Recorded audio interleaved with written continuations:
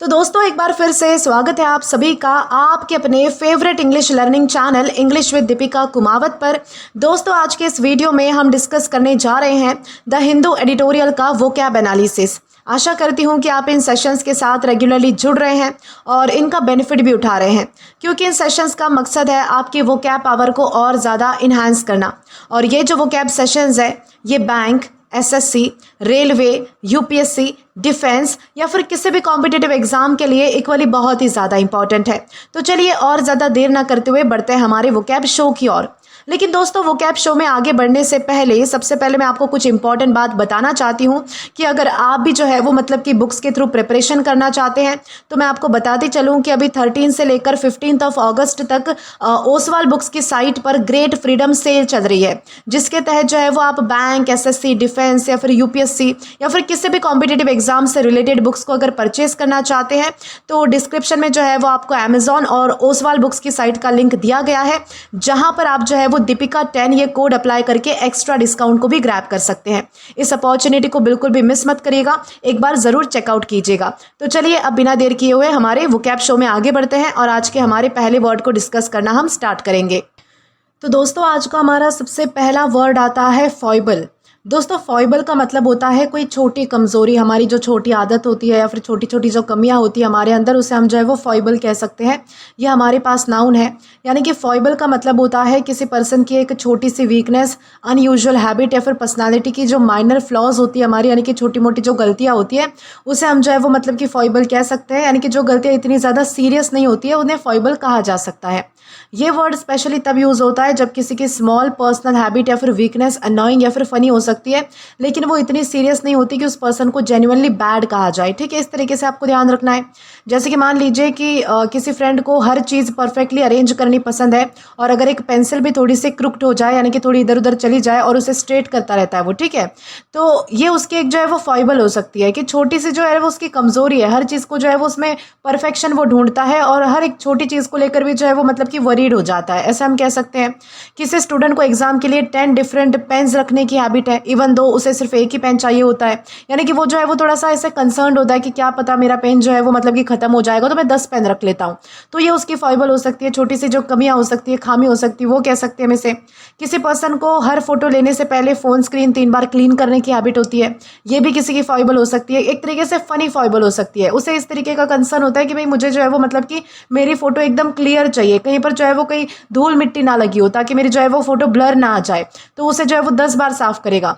तो ये होता है किसी का फॉइबल। ठीक है, यानी कि हमारे पास पार्ट्स ऑफ स्पीच में नाउन है और ये ध्यान रखना है कि फॉइबल का मतलब होता है कि पर्सनालिटी की छोटी यूजुअल या फिर जो यूजुअली जो हार्मलेस वीकनेस होती है, हमारी क्वर्कली हैबिट जो होती है, हमारी क्वर्की हैबिट, उसे हम जो है वो मतलब कि फॉइबल कह सकते हैं।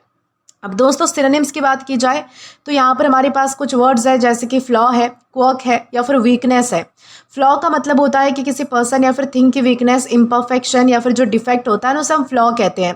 फ्लॉ जो है वो सीरियस भी हो सकता है, जबकि फॉइबल जो है वो यूजुअली स्मॉल होता है और हार्मलेस पर्सन वीकनेस के लिए हम यूज़ करते हैं। जैसे कि मान लीजिए कि किसी स्टूडेंट की एक फ्लॉ ये हो सकती है कि वो इंपॉर्टेंट असाइनमेंट्स को लास्ट मोमेंट तक पोस्टपोन करता रहता है, ये उसका फ्लॉ हो सकता है। दूसरा हमारा आता है क्वर्क। दोस्तों क्वर्क का मतलब होता है कि किसी पर्सन की अनयूजुअल या फिर स्लाइटली स्ट्रेंज हैबिट या फिर बिहेवियर, उसे हम जो है वो क्वर्क कह सकते हैं। क्वर्क ज़रूरी नहीं है कि वीकनेस ही हो, ये बस जो है वो अनयूजुअल हमारी हैबिट हो सकती है। जैसे कि मान लीजिए कि मेरी फ्रेंड हर बुक को जो है वो कलर के अकॉर्डिंग शेल्फ पर अरेंज करती है, ये उसकी फ़नी क्वर्क है, एक तरीके से अजीब पंसा है, ऐसा हम कह सकते हैं। वीकनेस का मतलब होता है कोई कमज़ोरी होना, किसी पर्सन की किसी पर्सन की कमी या फिर एरिया जहाँ पर जो है वो स्ट्रॉन्ग नहीं है, उसे हम जो है वो वीकनेस कह सकते हैं। वीकनेस जो है वो थोड़ा ब्रॉड वर्ड है और सीरियस भी हो सकता है। ठीक है, जैसे कि मान लीजिए कि किसी स्टूडेंट की जो वीकनेस है वो पब्लिक स्पीकिंग हो सकती है, कि वो स्टेज पर जो है वो अच्छे से बोल नहीं पाता, लोगों के सामने जो है वो खुलकर बोल नहीं पाता या फिर बहुत ज़्यादा नर्वस हो जाता है, तो ये उसकी वीकनेस है, ऐसा भी हम कह सकते हैं। तो ये सारे हमारे जो है वो सिनोनिम्स हमने डिस्कस कर लिए हैं। अब एंटोनिम्स की बारी आती है, तो यहाँ पर हमारे पास कुछ अपोजिट वर्ड्स है, जैसे कि स्ट्रेंथ है, वर्च्यू है या फिर परफेक्शन है। स्ट्रेंथ का क्या मतलब होता है? किसी पर्सन की ताकत, किसी पर्सन की एबिलिटी या फिर क्वालिटी, उसे हम स्ट्रेंथ कहते हैं। फॉइबल क्या करता है कि किसी स्मॉल वीकनेस को शो करता है, जबकि स्ट्रेंथ किसी पर्सन की पॉजिटिव और स्ट्रॉन्ग क्वालिटी को शो करता है। ये चीज़ आपको ध्यान रखनी है। जैसे कि मान लीजिए कि किसी के प्रॉब्लम सॉल्व करने की एबिलिटी जो है वो उसकी स्ट्रेंथ हो सकती है, कि वो जो है वो प्रॉब्लम को आसानी से सॉल्व कर देता है, चाहे किसी भी तरीके की प्रॉब्लम हो। ये होती है किसी की स्ट्रेंथ। वर्चू का क्या मतलब होता है? वर्चू का मतलब होता है गुण। जैसे कि हम अच्छी मॉरल क्वालिटी हो सकती है, किसी के अंदर पॉजिटिव कैरेक्टर गुण होता है ना, गुण को हम कहते हैं एक तरीके से ट्रेट कह सकते हैं या फिर वर्चू कह सकते हैं। ठीक है, जैसे कि मान लीजिए कि डिफिकल्ट सिचुएशन में भी दूसरों की हेल्प करना, ये उसका गुण है, उसका वर्चू है, ऐसा हम कहेंगे। तीसरा हमारा आता है परफेक्शन। दोस्तों परफेक्शन का मतलब होता है कि किसी भी फ्लॉ या फिर इम्परफेक्शन का ना होना, कंप्लीटली एक्सीलेंट होना, जो उचित है, बहुत ही अच्छा है, तो उसे हम क्या कहेंगे? परफेक्शन कहेंगे। जैसे कि मान लीजिए कि उसने अपनी ड्राइंग को इतनी केयरफुली फिनिश किया कि वो ऑलमोस्ट परफेक्शन जैसी लग रही थी, तो ये भी होता है परफेक्शन। ठीक है, इस तरीके से आपको आई होप समझ आ चुका है कि सिनोनिम्स और एंटोनिम्स में हमने कौन कौन से वर्ड्स डिस्कस किए हैं और कैसे हमें जो है वो उनका यूज़ करना है। अब दोस्तों अगर बात की जाए हमारे एग्जाम्पल की, तो यहाँ पर हमारे पास एक सेंटेंस आता है, her habit of checking the door 5 times was a harmless foible. इस सेंटेंस का मतलब है कि उसका जो है वो मतलब कि दरवाजे को 5 बार चेक करने की जो आदत है वो एक छोटी और हार्मलेस वीकनेस या फिर अनयूजुअल हैबिट थी।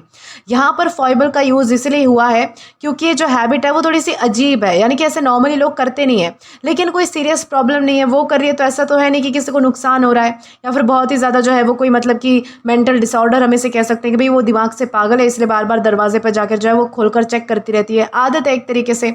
ये होता है फॉइबल होना, जिससे किसी को नुकसान नहीं होता, लेकिन आपकी एक तरीके से एक कमी जिसे हम कह सकते हैं उसे हम फॉइबल कहेंगे। ठीक है, इस तरीके से आप ध्यान रखिए। अब इसी के साथ हम आगे बढ़ेंगे। अब दोस्तों इसके बाद हमारा अगला वर्ड आता है नेटलसम। दोस्तों नेटलसम ये एक एग्जेक्टिव है और इसका मतलब होता है ऐसी कोई चीज़ जो आपको परेशान करती है, यानी कि परेशान करने वाली, चिढ़ाने वाली, या फिर आपके लिए एक तरीके से इरिटेशन आपके अंदर पैदा करती है। इरिटेट करने वाली चीज़ों को हम क्या कहते हैं? नेटलसम कहते हैं। यानी कि नेटलसम का मतलब होता है ऐसा पर्सन, ऐसा कोई बिहेवियर, ऐसी कोई सिचुएशन या फिर प्रॉब्लम जो बार बार इरिटेशन, अनॉयंस या फिर फ्रस्ट्रेशन आपके लिए क्रिएट करती है, तो उसे हम नेटलसम कह सकते हैं। ये वर्ड तब यूज़ किया जाता है जब कोई चीज़ नेसेसरीली बहुत ही ज़्यादा सीरियस तो नहीं होती, लेकिन रिपीटेडली जो है वो तुम्हें इरिटेट करती है या फिर परेशान करती है। ठीक है, तो उसे हम कहेंगे नेटलसम। जैसे कि मान लीजिए कि अगर कोई फ्रेंड बार बार तुम्हारी पेंसिल लेकर जो है वो बिना बिना पूछे जो है वो यूज़ करता रहता है और आप जो है वो ढूंढते रहते हो कि मेरी पेंसिल कहाँ गई, तो ये आपके लिए जो है वो नेटलसम हैबिट हो सकती है, आपको परेशान कर सकती है। अगर तुम जो है वो मान लीजिए कि पढ़ने बैठो और पास में कोई जो है वो कंटिन्यूसली लाउड जो है वो टैपिंग करता रहता है, तो उसे भी हम जो है वो मतलब कि वो साउंड कैसा हो सकता है, हमारे लिए नेटलसम हो सकता है। अगर फ़ोन में एक नोटिफिकेशन बार बार आती है और तुम जो है वो उसे ईजिली रिमूव नहीं कर पाते हो, तो वो नोटिफिकेशन भी तुम्हें जो है वो परेशान करने वाली, इरिटेट करने वाली, नेटलसम लग सकती है। इस तरीके से हम यूज़ करते हैं नेटलसम का। ठीक है, और ये भी ध्यान रखना है कि हमारे पास पार्ट्स ऑफ स्पीच में एग्जेक्टिव है। अब सिनोनिम्स की बात की जाए तो यहाँ पर हमारे पास कुछ वर्ड्स आते हैं, जैसे कि अनोइंग है, इरिटेटिंग है या फिर बॉदरसम है। अनोइंग का क्या मतलब होता है? इसका मतलब होता है जो चीज़ आपको जो है वो परेशान करती है। ठीक है, जैसे कि मान लीजिए कि फ़ोन की बैटरी बार बार लो होना बहुत ही अनोइंग होता है। ठीक है, हम परेशान हो जाते हैं, ये होता है किसी चीज़ का अनोइंग होना। इरिटेटिंग का मतलब होता है कि ऐसा जो किसी को इरिटेशन या फिर फ्रस्ट्रेशन फील कराए, तो उसे हम इरिटेटिंग कहते हैं। जैसे कि मान लीजिए कि मच्छर का रात भर जो है वो कान के पास घूमना बहुत ही इरिटेटिंग होता है। ठीक है, तो उसे भी हम जो है वो मतलब कि क्या करता है, वो आपको परेशान करता है। इरिटेटिंग एक ब्रॉड वर्ड है, इस तरीके से आपको ध्यान रखना है। जबकि नेटलसम ऑफन किसी पर्सिस्टेंट या फिर रिपीटेडली ट्रबलसम चीज़ के लिए हम यूज़ कर सकते हैं। अगला हमारा आता है बॉदरसम। दोस्तों बॉदरसम का मतलब होता है ट्रबलसम या फिर रिपीटेडली परेशान करने वाला, बार बार परेशान करने वाला, तो उसे हम क्या कहते हैं? बॉदरसम कहते हैं।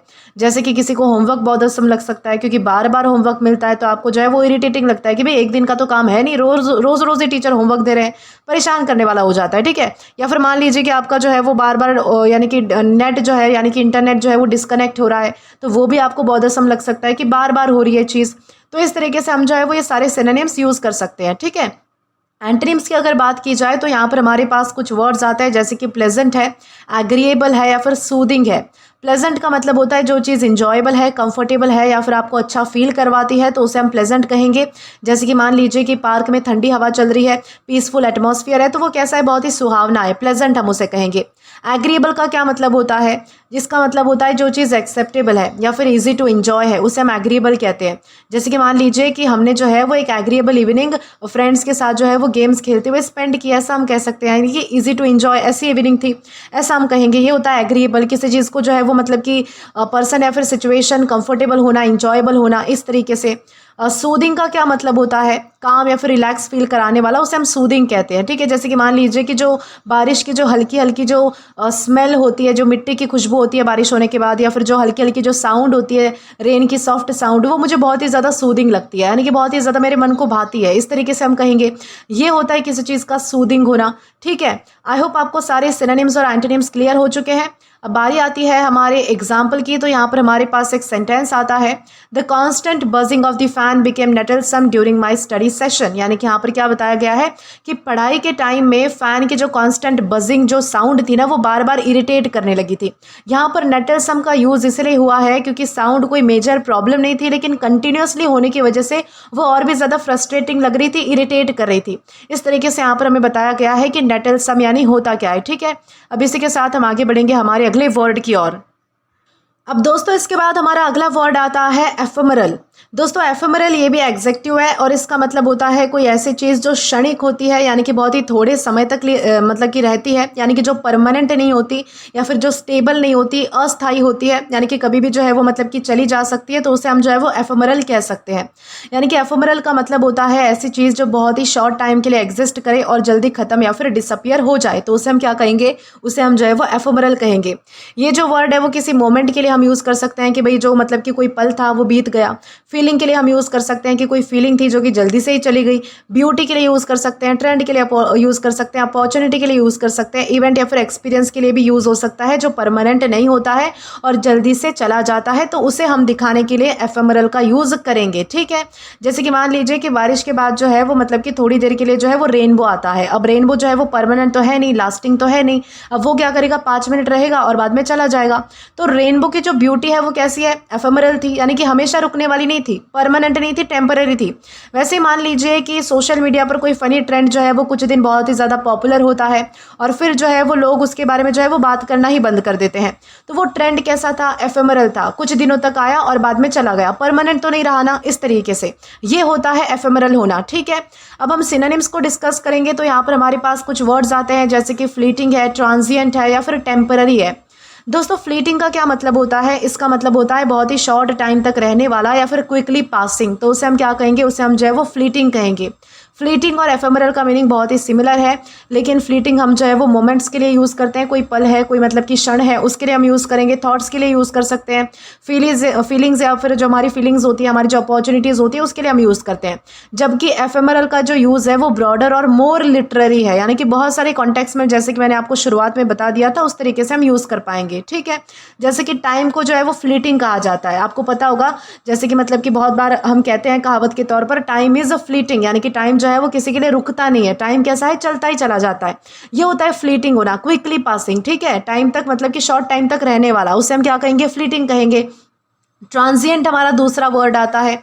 ट्रांजिएंट का मतलब होता है कि भाई टेम्पररी है, कोई चीज़ शॉर्ट लिव्ड है, जो परमानेंटली नहीं रहती है, उसे हम ट्रांजिएंट कहते हैं। जैसे कि मान लीजिए कि जो बारिश के बाद जो रोड पर जो है वो वाटर पडल्स होते हैं, यानी कि जो मतलब कि गड्ढे जो है वो रोड पर भर जाते हैं पानी के, वो ट्रांजिएंट होती है। ओके, सनलाइट आने पर जल्दी से ड्राई हो जाते हैं, ये होता है किसी की चीज़ का ट्रांजिएंट होना। यानी कि जो चीज़ परमानेंटली नहीं टिकती है, बहुत ही टेम्पररी होती है, शॉर्ट लिव्ड यानी कि शॉर्ट टाइम के लिए आती है, तो उसे हम क्या कहेंगे, ट्रांजिएंट हम उसे कहेंगे। टेम्पररी का तो बहुत ही मतलब कि सिंपल मीनिंग है, बहुत ही बेसिक वर्ड है, इसका तो मतलब आपको पता ही होगा, सिर्फ लिमिटेड टाइम के लिए रहने वाला, तो उसे हम क्या कहेंगे, टेम्पररी हम उसे कहेंगे। जैसे कोई फेस्टिवल हो सकता है, कोई पार्टी हो सकती है, कोई सेलिब्रेशन हो सकती है, जो कि क्या 1-2 घंटे चलेगी, बाद में जो है वो खत्म हो जाएगी। ये होता है किसी चीज़ का टेम्पररी होना। आई होप आपको सारे सिनोनिम्स क्लियर है। अब बारी आती है हमारे एंटोनिम्स की। तो यहाँ पर हमारे पास कुछ वर्ड्स हमें दिए गए हैं, परमानेंट है, इंड्योरिंग है या फिर लास्टिंग है। परमानेंट का मतलब होता है जो चीज़ लॉन्ग टर्म या फिर परमानेंटली रहती है और इजीली चेंज या फिर डिसअपियर नहीं होती, उसे हम क्या कहेंगे, परमानेंट कहेंगे। जैसे कि मान लीजिए कि उसने जो है वो अपनी रूम वॉल पर जो है वो एक परमानेंट बुक शेल्फ इंस्टॉल करवा ली। अब वो जो चीज़ है वो परमानेंट रहेगी, कभी भी नहीं निकाली जाएगी, तो ये होता है किसी चीज़ का परमानेंट होना। ठीक है, इंड्योरिंग हमारा दूसरा वर्ड आता है। इंड्योरिंग का मतलब होता है जो बहुत ही लॉन्ग टाइम टाइम तक कंटिन्यू करे या फिर इजीली डिसअपियर ना हो, गायब ना हो, उसे हम इंड्योरिंग कहते हैं। जैसे कि मान लीजिए कि उन दोनों फ्रेंड्स की जो ईयर्स ओल्ड फ्रेंडशिप है ना, वो एक इंड्योरिंग बॉन्ड है, यानी कि मतलब कि बहुत सालों सालों से चला आ रहा बॉन्ड है, कभी भी ख़त्म नहीं होता, इजीली डिसअपियर नहीं हो सकता। ये होता है किसी चीज़ का इंड्योर होना। लास्टिंग का क्या मतलब होता है? जो लॉन्ग टाइम तक कंटिन्यू रहता है, स्ट्रॉन्ग इफेक्ट छोड़ता है, तो उसे हम लास्टिंग कहते हैं।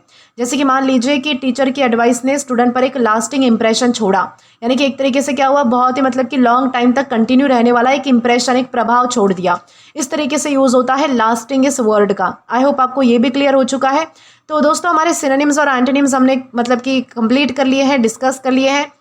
अब बारी आती है हमारे एग्जाम्पल की। तो यहाँ पर हमारे पास एक सेंटेंस है, the beautiful sunset was ephemeral lasting only a few minutes. इस सेंटेंस का मतलब है कि जो बहुत ही सुंदर सनसेट था वो कुछ ही मिनट्स तक रहा और फिर जो है वो स्काई का अपीयरेंस चेंज हो गया, बाद में रात हो गई, इस तरीके से।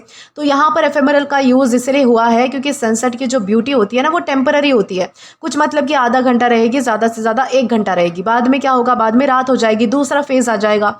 तो मतलब कि परमानेंट तो रहेगा नहीं ना कि हमेशा जो है वो सनसेट ही चल रहा है। तो इस तरीके से हम यूज़ करते हैं एफेमरल का। आई होप आपको अच्छे से समझ आ चुका है कि एफेमरल यानी होता क्या है। अब इसी के साथ हम आगे बढ़ेंगे हमारे अगले वर्ड की ओर। अब दोस्तों इसके बाद हमारा अगला वर्ड आता है क्विंटेसेंशियल। दोस्तों क्विंटेसेंशियल ये भी हमारे पास एक एग्जेक्टिव है, यानी कि जब किसी चीज़ का हमें सबसे मतलब कि अच्छा एग्जाम्पल देना होता है, आदर्श रूप किसी चीज़ का दिखाना होता है ना, तब हम क्विंटेसेंशियल का यूज़ करते हैं। यानी कि क्विंटेसेंशियल का मतलब होता है किसी पर्सन या फिर थिंग का वो फॉर्म जो उसकी सबसे इंपॉर्टेंट, सबसे टिपिकल या फिर डिफाइनिंग क्वालिटीज़ को परफेक्टली रिप्रेजेंट करता हो। यानी कि सिंपल वर्ड्स में जब कोई पर्सन या फिर कोई जो चीज़ है वो अपनी कैटेगरी की क्वालिटीज़ का एक परफेक्ट एग्जाम्पल होती है, तो उसे क्विंटेसेंशियल कहा जा सकता है। इसका यूज़ तब किया जाता है जब हम कहना चाहते हैं कि अगर मुझे इस कैटेगरी का एक परफेक्ट एग्जाम्पल देना हो ना, तो ये उसका बेस्ट एग्जाम्पल है। जब हम ऐसा कह सकते हैं ना, तो उसे हम क्विंटेसेंशियल कहेंगे। जैसे कि मान लीजिए कि अगर एक कोई स्टूडेंट है जो कि बुक्स पढ़ना, नोट्स बनाना या फिर लाइब्रेरी में टाइम स्पेंड करना बहुत ही ज़्यादा पसंद करता है, तो उसे एक क्विंटेसेंशियल बुकवर्म कहा जा सकता है कि भाई वो जो है वो बहुत ही ज़्यादा पढ़ाकू है या फिर इस चीज़ का जो है वो परफेक्ट एग्जाम्पल है, ऐसा हम कह सकते हैं। अगर कोई पर्सन जो है वो बारिश के मौसम में जो है वो चाय पकौड़े और बालकनी में बैठना इंजॉय करता है, तो हम ये कह सकते हैं कि ये क्विंटेसेंशियल रेनी डे एक्सपीरियंस है, यानी कि बारिश के मौसम का सबसे अच्छा दिन यही माना जा सकता है, ऐसा हम कहेंगे। या फिर अगर कोई कैरेक्टर बहुत ही ब्रेव है, ऑनेस्ट है, दूसरों की हेल्प करने वाला है, तो ये क्वालिटीज़ उस कैरेक्टर की आइडेंटिटी का मेन पार्ट बन जाती है।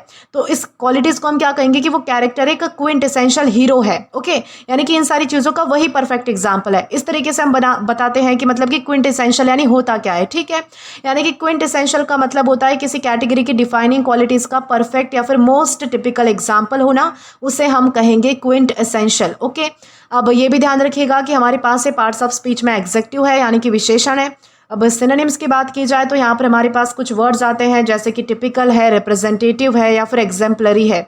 सबसे पहला हमारा आता है टिपिकल। दोस्तों टिपिकल का मतलब होता है जो किसी पर्टिकुलर टाइप या फिर कैटेगरी की कॉमन कैरेक्टरिस्टिक्स को रिप्रेजेंट करता है, उसे टिपिकल कहा जाता है।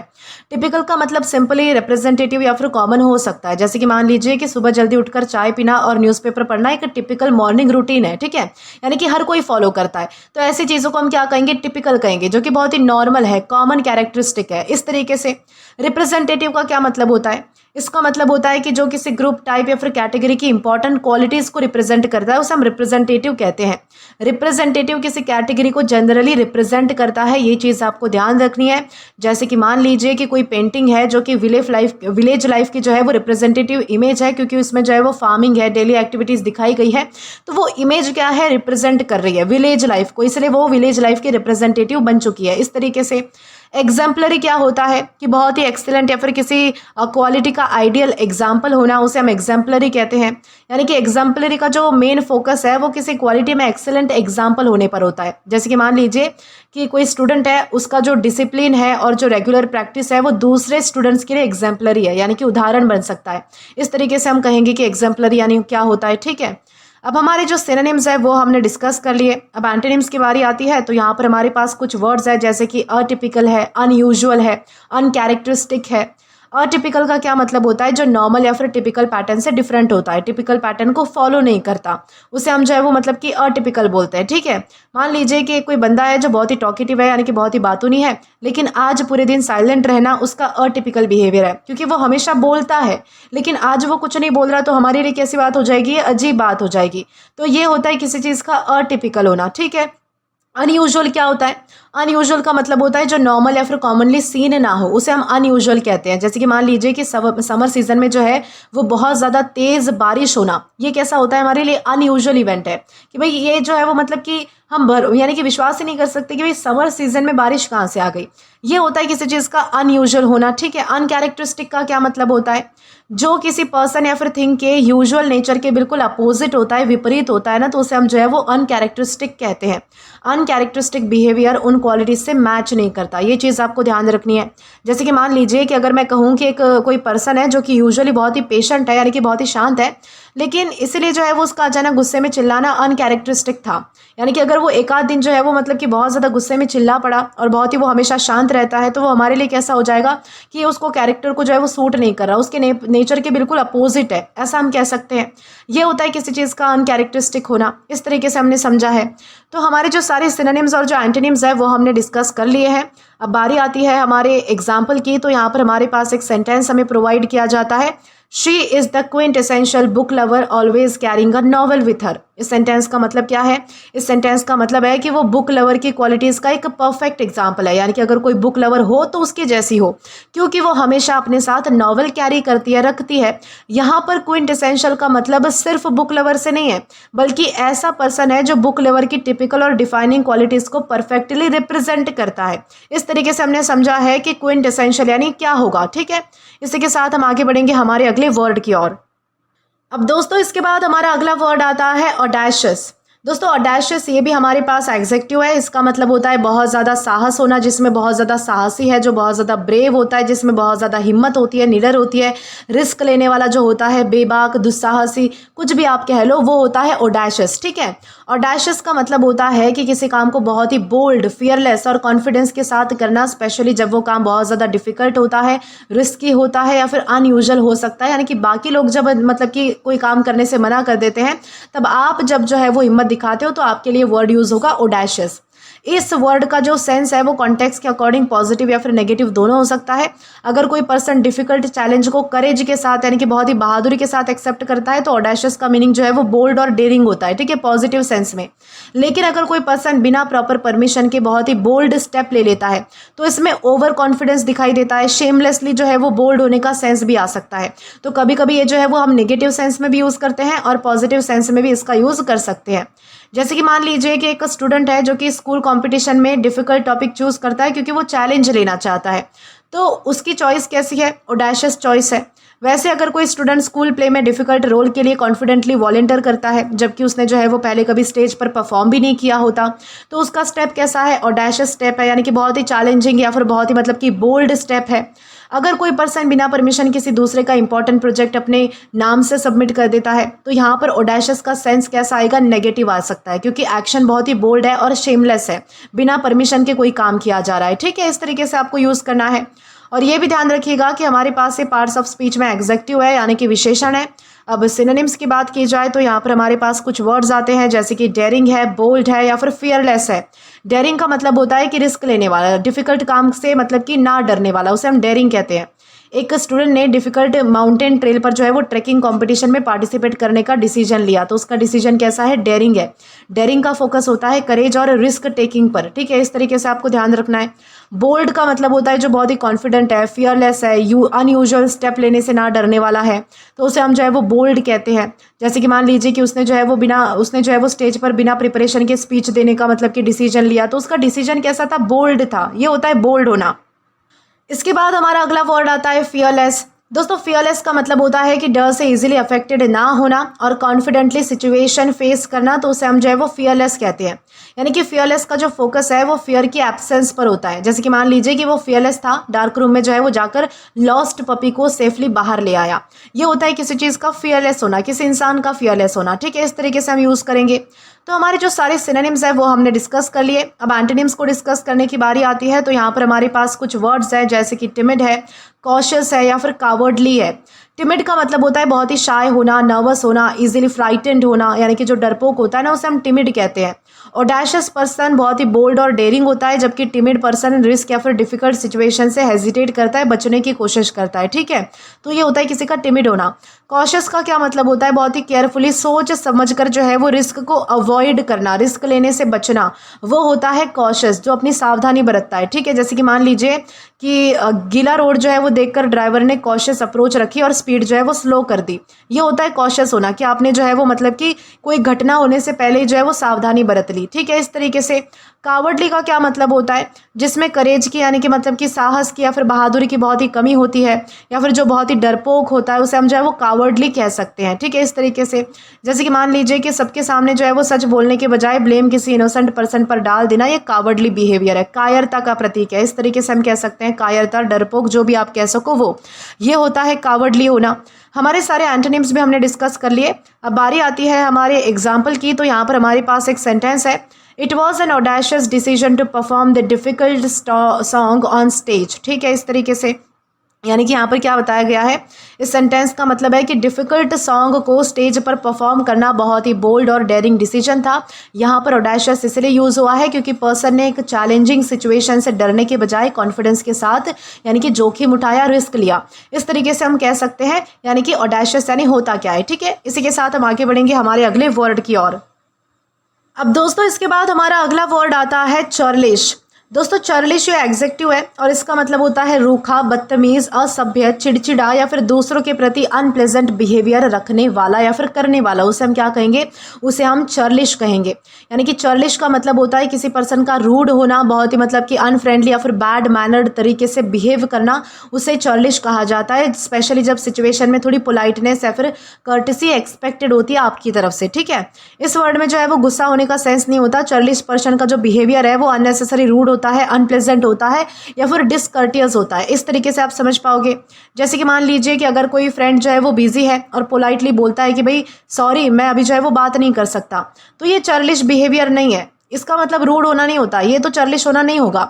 लेकिन अगर कोई पर्सन बिना रीज़न जो है वो दूसरों से रूड आंसर देता है, उनकी बात इग्नोर करता है, अननेसेसरीली बदतमीजी से बिहेव करता है, तो उनका बिहेवियर कैसा है, चर्लिश है। ठीक है, उसी तरीके से मान लीजिए कि अगर कोई स्टूडेंट क्लासमेट से हेल्प मांगने पर अननेसेसरीली रूड टोन में बात करता है, तो ये भी चर्लिश रिस्पॉन्स हो सकता है। ठीक है, इस तरीके से आपको ध्यान रखना है कि चर्लिश का मतलब होता है rude plus unfriendly plus bad mannered behaviour.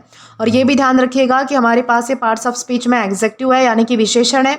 Synonyms की अगर बात की जाए तो यहाँ पर हमारे पास कुछ वर्ड्स आते हैं, जैसे कि रूड है, डिसकर्टियस है या फिर कर्ट है। सबसे पहला हमारा वर्ड आता है रूड। रूड का मतलब होता है बहुत ही ज़्यादा बदतमीज़ या फिर डिसरिस्पेक्टफुल तरीके से बिहेव करना, पेश आना, तो उसे हम जो है वो रूड कहते हैं। जैसे कि मान लीजिए कि किसी पर्सन की जो बात है वो बीच में बार बार इंटरप्ट करना, काटना, तो ये एक तरीके से रूड होना होता है। डिसकर्टियस का क्या मतलब होता है, जो पोलाइट नहीं है या फिर रिस्पेक्टफुल नहीं है, उसे हम जो है वो डिसकर्टियस कहते हैं। जैसे कि मान लीजिए कि किसी ने जो है वो तुम्हारी हेल्प की और तुमने उसे सॉरी भी नहीं बोला, बस ऐसे इग्नोर करके चले गए, तो ये डिसकर्टियस होना होता है। ठीक है, इस तरीके से।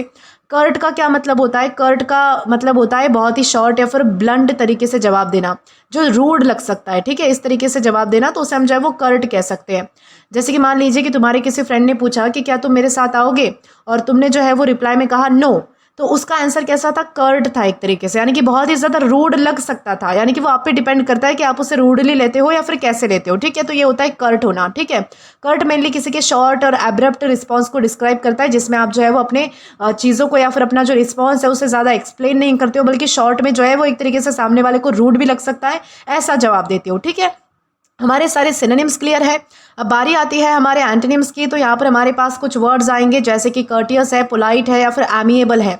कर्टियस का मतलब होता है बहुत ही पोलाइट होना, रिस्पेक्टफुल होना, वेल मैनर्ड होना, तो उसे हम क्या कहेंगे, कर्टियस कहेंगे। जैसे कि मान लीजिए कि उसने जो है वो लाइन में पेशेंटली वेट किया और अपने टर्न आने पर जो है वो दूसरों को पोलाइटली थैंक यू कहा, तो ये कर्टियस बिहेवियर था, इस तरीके से। या फिर मान लीजिए कि आपकी जो है वो किसी ने हेल्प किया, आपने थैंक यू बोल दिया, आपने कोई गलती कर दी, आपने सॉरी बोल दिया, ये होता है कर्टियस बिहेवियर रखना, इसे हम कहेंगे कर्टियस होना।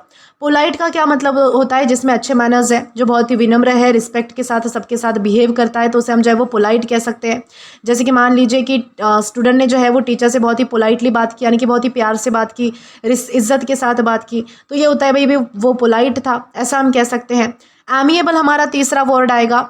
एमिएबल का क्या मतलब होता है? एमिएबल का मतलब होता है बहुत ही फ्रेंडली होना, प्लेजेंट होना और easy to get along with होना, जिसके साथ आप जो है वो जल्दी से घुल मिल जाते हो या फिर फ्रेंड बन जाते हो, जिसके साथ आप जो है वो मतलब कि अच्छे से रह पाते हो, आपको जो है वो इतनी दिक्कत नहीं होती, हेजिटेशन नहीं होती एक तरीके से। वो होता है किसी का एमिएबल नेचर। जैसे कि मान लीजिए कि आपके जो नए पड़ोसी हैं वो बहुत ही ज़्यादा एमिएबल थे और उनसे जो है वो सबसे स्माइल करके फ्रेंडली कॉन्वर्जेशन करते थे। ये होता है किसी का एमिएबल होना कि भाई वो मिलनसार थे, इस तरीके से फ्रेंडली उनका नेचर था। ऐसा नहीं है कि भाई मैं तुम्हें नहीं जानता, तुम मुझे नहीं जानते, तो हम बात क्यों करें, ऐसा नहीं है, ठीक है। एमिएबल यानी कि बहुत ही फ्रेंडली होना, कॉर्डियल होना एक तरीके से। ये भी कॉर्डियल भी आप जो है वो वर्ड ऐड कर सकते हैं, ठीक है। इस तरीके से हमारे जो सारे वर्ड्स हैं वो हमने डिस्कस कर लिए हैं। अब बारी आती है हमारे एग्जाम्पल की। तो यहाँ पर हमारे पास एक सेंटेंस है, His churlish response made everyone uncomfortable। इस सेंटेंस का मतलब है कि उसका जो रूड और अनप्लेजेंट रिस्पॉन्स सुनकर जो है वो सब लोग अनकंफर्टेबल फील करने लगे। यहाँ पर चर्लिश जो है वो सिर्फ गुस्से को डिस्क्राइब नहीं कर रहा, बल्कि ये शो कर रहा है कि उसने बैड मैनर्स और अनफ्रेंडली एटीट्यूड के साथ रिप्लाई दिया। तो इस तरीके से हमने जो है वो यहाँ पर चर्लिश का यूज़ किया है। आई होप आपको अच्छे से क्लियर हो चुका है। अब इसी के साथ हम आगे बढ़ेंगे हमारे अगले वर्ड की ओर। अब दोस्तों इसके बाद हमारा अगला वर्ड आता है डेनिजन। दोस्तों डेनिजन का क्या मतलब होता है? ये हमारे पास नाउन है और इसका मतलब होता है निवासी, किसी स्थान पर रहने वाला व्यक्ति, किसी विशेष जगह का रहने वाला सदस्य, उसे हम क्या कहेंगे? डेनिजन कह सकते हैं। यानी कि जो डेनिजन है इसका मतलब होता है कि किसी पर्टिकुलर एरिया, किसी पर्टिकुलर प्लेस, एनवायरनमेंट या फिर कम्युनिटी में रहने वाला पर्सन या फिर कोई भी लिविंग थिंग, कोई जानवर भी हो सकता है, कोई कीड़ा मकोड़ा भी हो सकता है, उसके लिए भी हम चाहे वो डेनिजन यूज़ कर सकते हैं।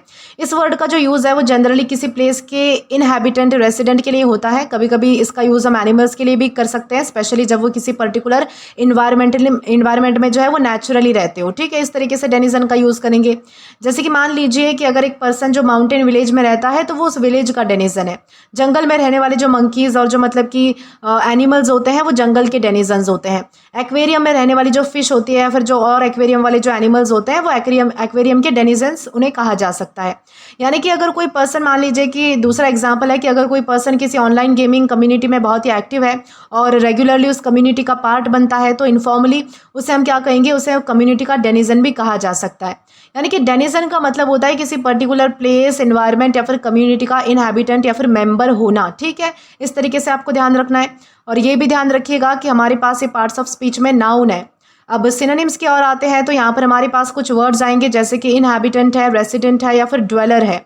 सबसे पहला हमारा वर्ड आता है इनहैबिटेंट। इसका मतलब होता है कि किसी पर्टिकुलर प्लेस में रहने वाला पर्सन या फिर एनिमल, उसे हम इनहैबिटेंट कह सकते हैं। बहुत ही कॉमन और बहुत ही न्यूट्रल वर्ड है। जैसे कि मान लीजिए कि माउंटेन विलेज के इनहैबिटेंट्स विंटर में हैवी स्नोफॉल के अकॉर्डिंग अपनी डेली रूटीन एडजस्ट करते हैं। माउंटेन विलेज के इनहैबिटेंट्स यानी कि जो माउंटेन विलेज में रहते हैं वो लोग, इस तरीके से हमने यूज़ किया। रेसिडेंट हमारा दूसरा वर्ड आता है। इसका मतलब होता है कि किसी पर्टिकुलर प्लेस पर रहने वाला पर्सन, उसे हम रेसिडेंट कहते हैं। जैसे कि कॉलोनी के रेसिडेंट्स ने मिलकर पार्क को क्लीन करने का प्लान बनाया। कॉलोनी के रेसिडेंट्स यानी कि कॉलोनी में रहने वाले लोग, इस तरीके से मतलब होता है कॉलोनी के रेसिडेंट, रहीवासी जिसे हम कह सकते हैं, एक तरीके से वो इसका मीनिंग होता है। ड्वेलर क्या मतलब होता है? ड्वेलर का मतलब होता है किसी स्पेसिफिक प्लेस या फिर एनवायरनमेंट में रहने वाला पर्सन या फिर कोई क्रिएचर, उसे हम जो है वो ड्वेलर कह सकते हैं, ठीक है। जैसे कि मान लीजिए कि जो डेजर्ट के ड्वेलर्स होते हैं ना, वो एक्सट्रीम हीट में सर्वाइव करने के लिए स्पेशल एडेप्टेशंस का यूज़ करते हैं। जो रेगिस्तान में रहते हैं वो लोग या फिर जो रेगिस्तान में रहते हैं कोई एनिमल, इस तरीके से। तो ये होता है किसी का ड्वेलर होना, ठीक है। हमारे जो सारे सिनोनिम्स है वो हमने डिस्कस कर लिए। एंटोनिम्स में हमारे पास कुछ वर्ड्स आते हैं, जैसे कि आउटसाइडर है, विजिटर है, फॉरेनर है। ये सारे हमारे क्या है? एंटोनिम्स है। आउटसाइडर का मतलब होता है जो किसी पर्टिकुलर ग्रुप, कम्युनिटी या फिर प्लेस का जो है वो मेंबर नहीं है, उसे हम आउटसाइडर कहते हैं। जैसे कि मान लीजिए कि कोई नया स्टूडेंट आया है जो कि पहले स्कूल का मेंबर नहीं था, तो वो क्या है? आउटसाइडर हो गया। विजिटर का क्या मतलब होता है? जो किसी प्लेस पर टेम्पररीली आता है लेकिन वहाँ पर परमानेंटली रहता नहीं है, उसे हम विजिटर कहते हैं। जैसे कि हम कहीं पर घूमने जाते हैं तो हम क्या होते हैं? विजिटर होते हैं।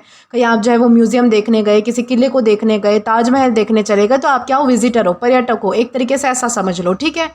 फॉरेनर का मतलब होता है कि जो कोई दूसरे कंट्री का पर्सन होता है ना, उसे हम फॉरेनर कहते हैं। फॉरेनर जैसे कि बहुत सारे आपने देखे होंगे इंडिया में विजिट करते हैं हमारे इंडिया को एक्सप्लोर करने के लिए, तो वो फॉरेनर कहलाए जाते हैं क्योंकि वो दूसरे कंट्री के, दूसरे देश के होते हैं। तो ये होता है किसी का फॉरेनर होना। आई होप आपको सारे वर्ड्स अच्छे से क्लियर हो चुके हैं। अब एग्जाम्पल को देख लेते हैं। तो यहाँ पर हमारे पास सेंटेंस है, the forest is home to many fascinating denizens. इस सेंटेंस का मतलब क्या है कि जंगल में बहुत सारे इंटरेस्टिंग एनिमल्स और लिविंग क्रिएचर्स रहते हैं। तो यहाँ पर डेनिजन का यूज़ जो है वो हमने फॉरेस्ट के रेगुलर इनहैबिटेंट्स के लिए यूज़ किया है, जैसे कि कुछ पक्षी हो सकते हैं, कुछ डियर, मंकीज़ या फिर जो अदर एनिमल्स होते हैं, एलिफेंट वगैरह, इनके लिए। ठीक है, इस तरीके से हमें समझना है कि डेनिजन्स यानी क्या है और कैसा हम इसे यूज़ करेंगे। इसी के साथ हम आगे बढ़ेंगे हमारे अगले वर्ड की ओर। अब दोस्तों इसके बाद हमारा अगला वर्ड आता है एनंसिएट। दोस्तों एनंसिएट का मतलब होता है स्पष्ट उच्चारण करना, किसी चीज़ का साफ साफ बोलना या फिर अपनी बात को जो है वो साफ तरीके से रिप्रेजेंट करना, किसी बात को स्पष्ट रूप से कहना, ये सारे इसके मीनिंग्स है। ये हमारे पास वर्ब है यानी कि क्रिया है। यानी कि एनंसिएट का मतलब होता है कि किसी वर्ड को, सेंटेंस को या फिर किसी आइडिया को क्लियरली या फिर केयरफुली एक्सप्रेस करना ताकि सामने वाले को ईजिली समझ में आ सके, उसे हम एनंसिएट करना कह सकते हैं। इस वर्ड का जो यूज़ है वो मेनली दो तरीके से होता है। पहला है वर्ड्स को क्लियरली प्रोनाउंस करने के सेंस में, यानी कि हर वर्ड को, साउंड को जो है वो क्लियरली बोलना, उसके लिए भी हम जो है वो एनंसिएट यूज़ करते हैं। और दूसरा इसका मीनिंग होता है कि किसी आइडिया या फिर स्टेटमेंट को क्लियरली एक्सप्रेस करना, यानी कि अपनी बात को क्लियर और वेल डिफाइंड वे में एक्सप्लेन करना। इस कॉन्टेक्स्ट में भी हम जो है वो एनंसिएट का यूज़ कर सकते हैं।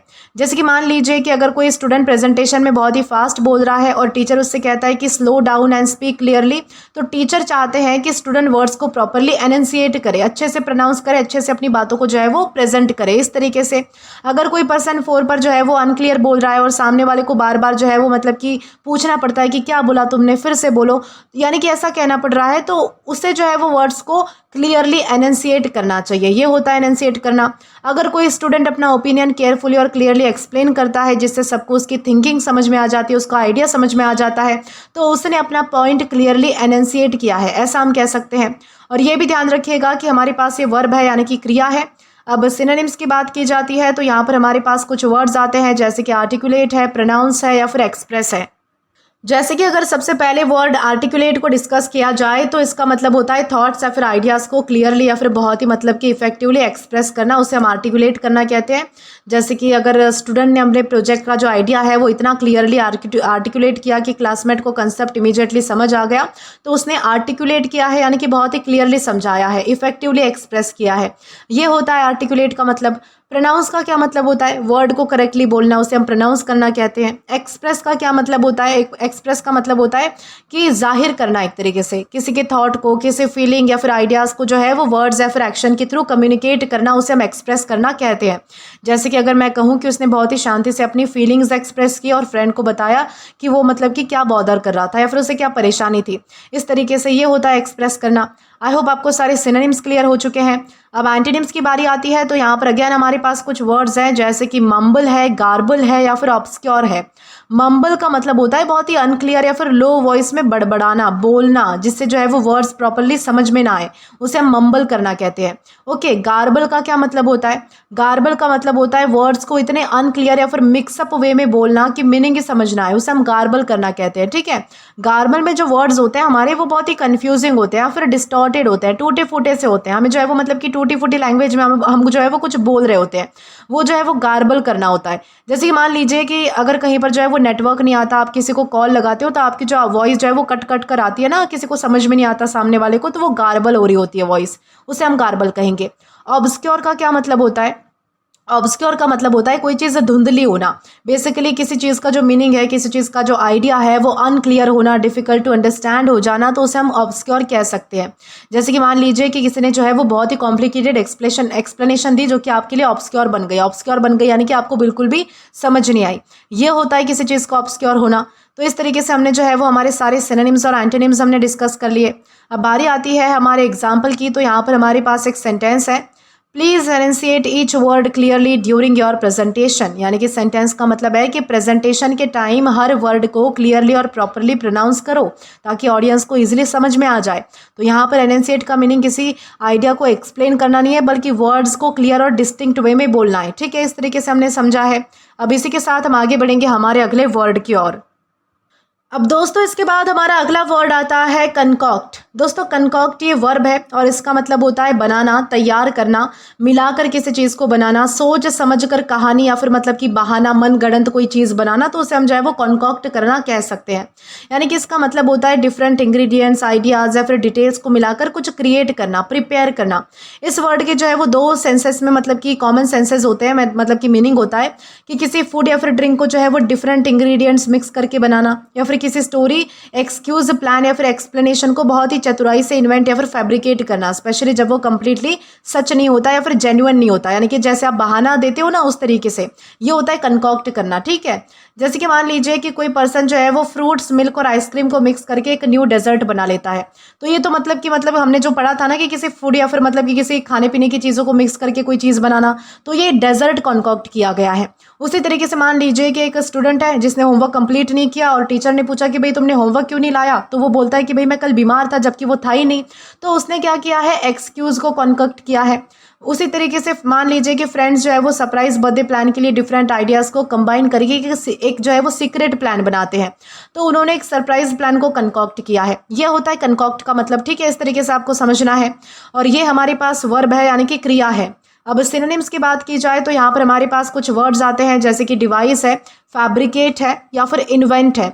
डिवाइस की बात की जाए तो इसका मतलब होता है केयरफुली सोच समझकर कोई प्लान बनाना, मेथड बनाना या फिर सोल्यूशन क्रिएट करना, उसे हम डिवाइस कहते हैं। ठीक है, जैसे कि मान लीजिए कि स्टूडेंट ने जो है वो साइंस प्रोजेक्ट को इंटरेस्टिंग बनाने के लिए एक क्रिएटिव एक्सपेरिमेंट डिवाइस किया। डिवाइस किया यानी कि क्रिएट किया, बनाया, इस तरीके से सोच समझकर कुछ प्लान किया, ये होता है डिवाइस करना। अगला हमारा वर्ड आता है फैब्रिकेट। फैब्रिकेट का मतलब होता है कि किसी फॉल्स स्टोरी, इन्फॉर्मेशन या फिर मतलब कि जो सबूत है उसको इन्वेंट करना, उसे हम जो है वो फैब्रिकेट करना कहते हैं। यानी कि कभी कभी ये झूठा भी हो सकता है, यानी कि मेड अप इन्फॉर्मेशन भी हो सकती है, फॉल्स इन्फॉर्मेशन भी हो सकती है। जैसे कि मान लीजिए कि कोई स्टूडेंट है जो कि अपने लेट आने का रीज़न एक्सप्लेन करने के लिए कंप्लीटली झूठी स्टोरी बता रहा है कि भाई मैं जो है वो गिर गया था, मेरे कपड़े खराब हो गए थे, मुझे घर जाना पड़ा, फिर मैं वापस आया इसलिए लेट हो गया, जबकि वो ऐसा कुछ हुआ नहीं था, वो जो है वो कहीं पर मतलब कि मस्तियाँ कर रहा था। ये होता है फैब्रिकेट करना, कि आप जो है वो मतलब कि अपनी कहानी बनाकर किसी को सुना रहे हो। ठीक है, इन्वेंट का क्या मतलब होता है, किसी नए आइडिया को, ऑब्जेक्ट को या फिर स्टोरी को, एक्सप्लेनेशन या फिर मतलब कि किसी चीज़ को क्रिएट करना, उसे हम इन्वेंट करना कहते हैं। ठीक है, जैसे कि मान लीजिए कि बच्चों ने जो है वो बारिश के दिन जो है वो घर में ही कोई नया गेम इन्वेंट कर लिया, इस तरीके से, यानी कि वो गेम जो है वो हर कोई खेलता नहीं है, बच्चों ने पहली बार जो है वो मतलब कि कुछ नया मतलब कि इन्वेंट किया, ऐसा हम कह सकते हैं। तो हमारे जो सारे सिनोनिम्स है वो तो हमने डिस्कस कर लिए।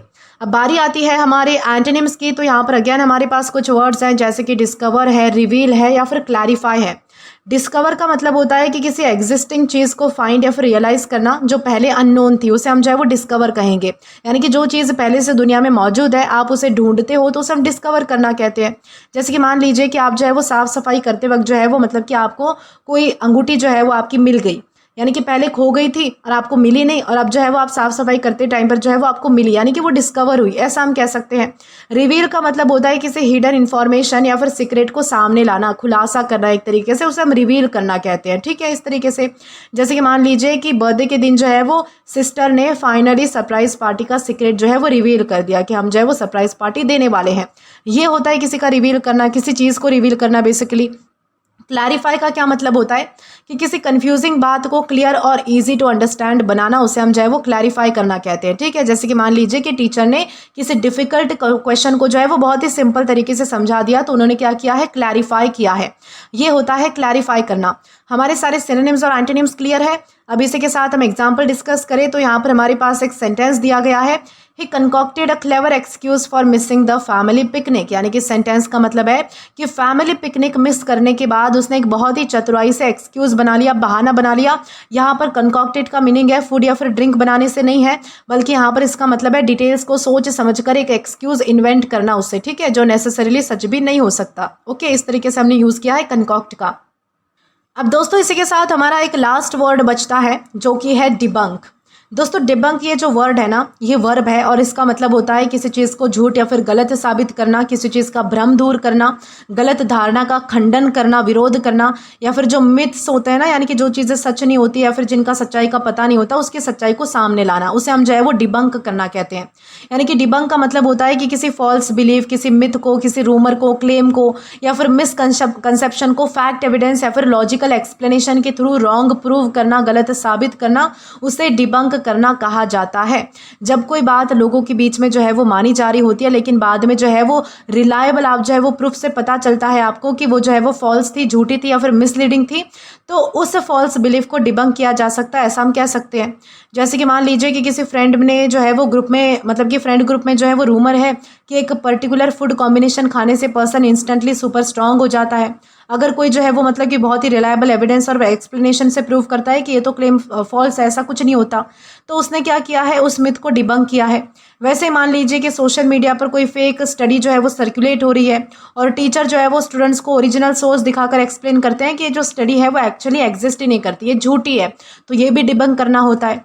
वैसे उसी तरीके से मान लीजिए कि अगर कोई बच्चा है जो कि मतलब कि मान रहा है कि अगर एग्जाम से पहले जो है वो सिर्फ एक रात पढ़ेंगे तो हमेशा टॉप कर सकते हैं, तो टीचर जो है वो रिसर्च और प्रैक्टिकल एग्जाम्पल से समझाते हैं कि भाई रेगुलर स्टडी करना ज़्यादा इफेक्टिव होता है, एक रात पहले करने से कुछ नहीं होता, तो ये भी जो है वो डिबंक करना हुआ। ओके, यानी कि डिबंक का मतलब होता है कि जब आपके पास कोई सबूत होते हैं, किसी चीज़ के रिलेटेड फैक्ट्स होते हैं, उसके थ्रू जब आप जो है वो सामने वाली के बातों को जो है वो मतलब कि फॉल्स क्लेम अगर आप साबित कर देते हो, मिथ या फिर बिलीफ को जो है वो रॉन्ग प्रूफ कर देते हो, तो उसे हम जो है वो डिबंक करना कह सकते हैं।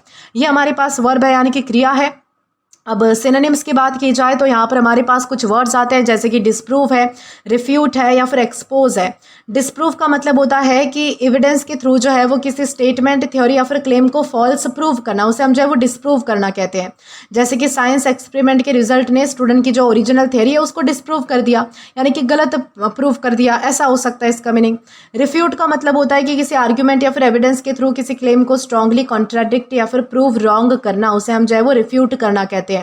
एक्सपोज का मतलब होता है कि किसी चीज़ का जो हिडन ट्रूथ होता है ना, या फिर जो फ्रॉड होता है, लाई होता है, रॉन्ग डूइंग होती है, उसको सबके सामने लाना, रिवील कर देना, उसे हम क्या कहेंगे, एक्सपोज करना हम उसे कहेंगे। जैसे कि मान लीजिए कि अगर कोई जो है वो चोरी कर रहा है और आपको जो है वो जानते हो कि ये जो है वो मतलब कि इसने चोरी की है, और आप जो है वो सबको बता देते हो कि ये चोर है, तो आपने क्या किया, उसे एक्सपोज कर दिया है, ये होता है एक्सपोज करना। एंटोनिम्स की बारी आती है हमारी। यहाँ पर हमारे पास कुछ वर्ड्स है, जैसे कि कन्फर्म है, वैलिडेट है या फिर सब्सटैंशिएट है। कन्फर्म का क्या मतलब होता है, किसी क्लेम, इन्फॉर्मेशन या फिर जो बिलीफ होता है हमारा, उसको सबूत के साथ जो है वो ट्रू या फिर करेक्ट इस्टेब्लिश करना, उसे जो है वो मतलब कि सच मानना, ये होता है कन्फर्म करना, ठीक है। वैलिडेट क्या होता है, वैलिडेट का मतलब होता है किसी आइडिया, किसी क्लेम या फिर रिजल्ट को एविडेंस के बेसिस पर एक्सेप्टेबल या फिर लेजिटिमेट प्रूव करना, सही प्रूव करना, सच्चा प्रूव करना, ये होता है वैलिडेट करना, ठीक है। इस तरीके से लास्ट हमारा वर्ड आता है सब्सटैंशिएट। इसका मतलब होता है कि एविडेंस देकर किसी क्लेम को सपोर्ट या फिर प्रूव करना, उसे हम सब्सटैंशिएट कहते हैं। जैसे कि मान लीजिए कि स्टूडेंट ने अपने आंसर को टेक्स्ट बुक्स के एग्जाम्पल से सब्सटैंशिएट किया, यानी कि प्रूफ दिया एक तरीके से, ये होता है सब्सटैंशिएट करना। आई होप आपको सारे जो सिनोनिम्स और जो एंटोनिम्स है वो अच्छे से क्लियर हो चुके हैं। इसी के साथ दोस्तों हमारे पास एक एग्जाम्पल है, यहाँ पर नीचे दिया गया है, the teacher debunk the popular myth with with simple scientific evidence. यानी कि सेंटेंस का मतलब है कि टीचर ने पॉपुलर मिथ को सिंपल साइंटिफिक एविडेंस और एक्सप्लेनेशन के थ्रू गलत प्रूव कर दिया। यहाँ पर डिबंक का यूज़ जो है वो इसलिए हुआ है क्योंकि टीचर ने सिर्फ उस जो मतलब कि भ्रम को जो है वो डिसएग्री नहीं किया है, बल्कि उनके पास जो भी प्रूफ थे, जो भी फैक्ट थे, उसके थ्रू जो है वो रियलिटी क्लियर कर दी है कि ऐसा कुछ सच नहीं है। इस तरीके से हमने समझा है कि डिबंक यानी होता क्या है।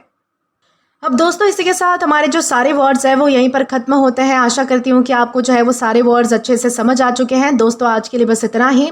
आज की इस क्लास का PDF आप हमारे टेलीग्राम चैनल के थ्रू एक्सेस कर सकते हैं, और अगर आपने अभी तक हमारा टेलीग्राम चैनल ज्वाइन नहीं किया है तो टेलीग्राम पर English with Deepika Kumawat search करके या फिर डिस्क्रिप्शन में दिए गए लिंक के थ्रू, साथ ही साथ अभी जो आपको आपके स्क्रीन पर QR कोड दिख रहा है वहाँ से भी आप जो है वो डायरेक्टली स्कैन करके हमारा टेलीग्राम चैनल ज्वाइन कर सकते हैं, ताकि आप कभी भी किसी भी नए आने वाली वीडियोस को लेकर कोई भी अपडेट्स को मिस ना करें। और दोस्तों अगर आपको आज का ये वीडियो पसंद आया है या फिर हेल्पफुल लगा है तो do like this video, subscribe the channel and share as much as you can.